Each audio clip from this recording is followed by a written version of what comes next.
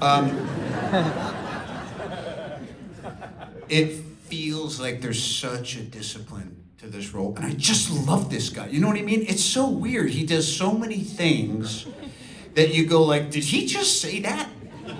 Did he just do that? Wait, we know what he knows. Is he really doing this? Wait a minute, he's not gonna do that to her now that she did this to him, is he? He's not really gonna make her feel this way about this happening in her life. And every time there's just this real discipline of staying on point, and I hate to say this, but what is motivating this guy? And I wanted to get into that a little bit because I think it's part of the reason that the film works so well is that there is this thing called a fair world or a fair life fallacy, that life is in some way fair.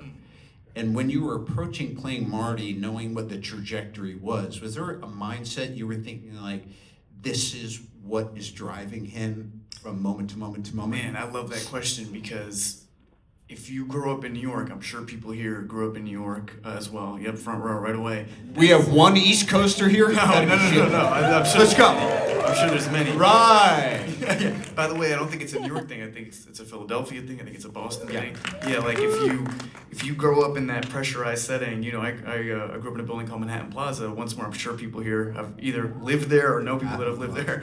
That it just makes you dream and dream bigger than that. And I haven't heard that fair life fallacy, but I think I realized it very early on. I had a childhood or an upbringing where I could have a sleepover, a friend where I'd visit their living condition and realize, okay, I'm in a better living condition, and I'll go somewhere else and go, okay, this person's in a way nicer living condition than I have.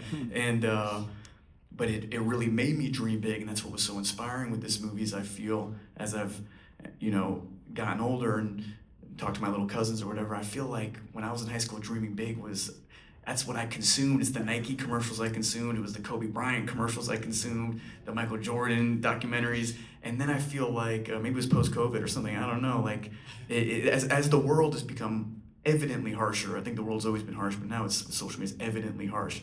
And I feel with young people there isn't that.